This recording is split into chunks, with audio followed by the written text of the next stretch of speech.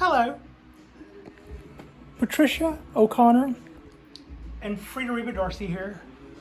So today's video is going to be a little, I don't know, we're going to call it a pine confession perhaps. I was going to do a little bit on Ponderosa maintenance, or the actual lack thereof.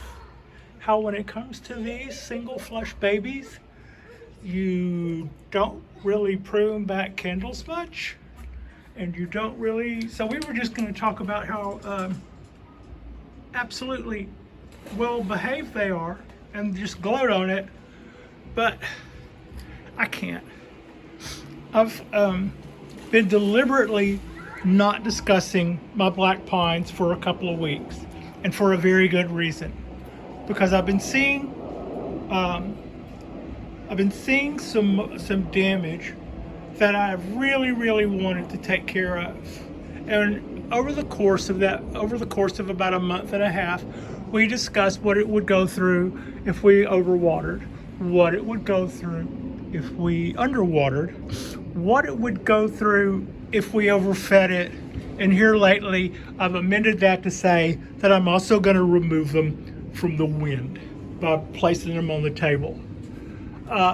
All of those, every single one of those are terrific moves. But that wasn't what our main issue was. Our main issue was a blight, Dothistroma. It takes, you get it one spring and it kicks your ass the following spring. And I got it from that guy right there. No, not my trees on the bench. That one. Every tree in the apartment complex has it. And the pattern was that it started in one part of the tree, and as wind would blow or whatever, it would move to other parts of the tree. Also, it started on every side of the tree that faced the pine tree, where we could see it was a direct transfer of bad guys. Now, and in my previous discussions, before I figured out what it was, I was like, truthfully, I was absolutely flipping out. I mean, I have a history of not having the biggest self-preservation instincts when it comes to myself. But actually, I've kind of gotten over that over the last couple of years for obvious reasons. But I do care about other living things, and I've always been kind of like the sacrificial lamb. I would take the bullet for almost anything I thought worthwhile. So when it came to my trees having the sniffles, I got really upset about it in a way that I probably wouldn't have gotten over me, because I know I'm going to make it no matter what. But information was hard to come by. So everybody always says, if you get a black pine, you know, most people either over or underwater trees. Well, my oaks don't like a lot of water either, and I'm doing fine by them. So what I decided to take this on, I took the very simple step that I was taught. Move the soil aside if it looks dry on the top. Look down at it, and if it gets darker, check it again tomorrow. And tomorrow doesn't mean water it right then. That means it's just now probably where it likes. Let it hang out that way for a little while. You know what? I did that right all along. But as soon as I had a problem, that was the first thing I thought. I thought, Pat, you overwatered the thing and now you're killing it. Well, the meter was running while I did those other videos showing what to do if you overwater, what to do if you underwater, what to do if you overfeed. So in the end, my biggest fault was in not diagnosing what was getting me sooner. Sometimes you come up with the answers more quickly than others. In this case, that did take me a minute. But on the other hand, I did cause other problems by not diagnosing that. For one thing, I happen to know that as soon as I thought I overwatered it, I backed off. And at that exact same time, it was getting hot and windy here. And if you weren't overwatering and you back off and it's getting hot and windy, you've just done everything at the wrong time. So no harm, no foul. I mean, you know, not in retro, but in the scheme of things, no real harm, no foul. But that just shows how overreacting could cause more problems than it solves. So there's nothing like experience, but a little bit of experience sometimes will kill you too. So the treatment for this is not to do what I did. What I did that was right was what we discussed, watering the tree thoroughly and letting it dry out and then watering it thoroughly again. Come to find out, that's the way out of this.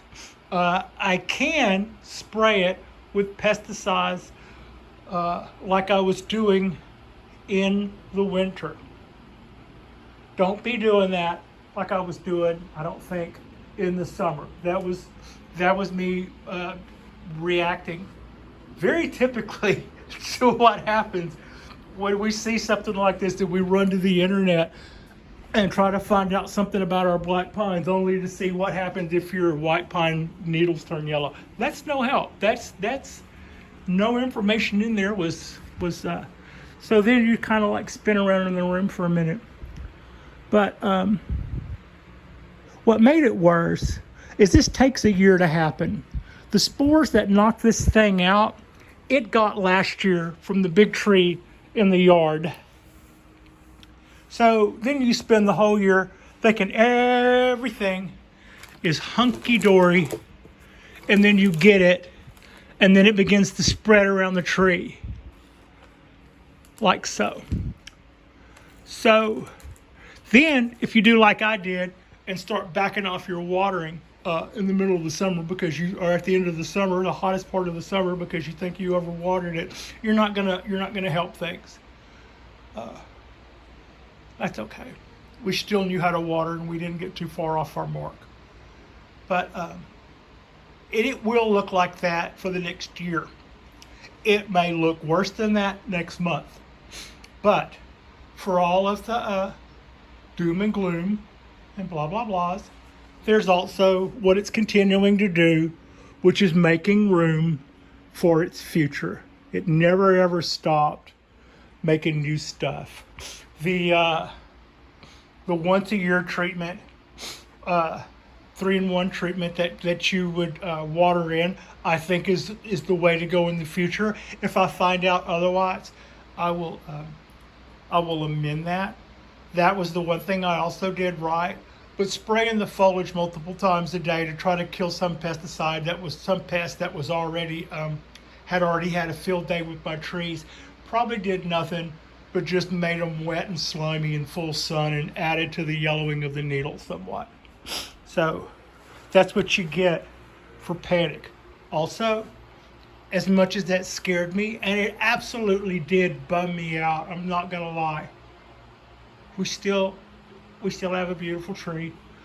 We still had enough time to fumble around for a month or so, and then still recover. So if you have it in your head like, well, see, I was thinking maybe I could get a black pine, and then you're watching Patricia go at it, just know that if you have a problem, it's not like it's going to flip over dead like it's on a hamburger grill or something. These guys are, they're pretty hardy. So I got good news about the growing zone of this Ponderosa. The agricultural map shows my region to be good for Ponderosa. But I've been finding out a little bit more specifically about what that means. Those two guys are going to need about 48 hours of 32-degree air once a year, at least every other year to reset. And I've also learned that if I were to graft this guy,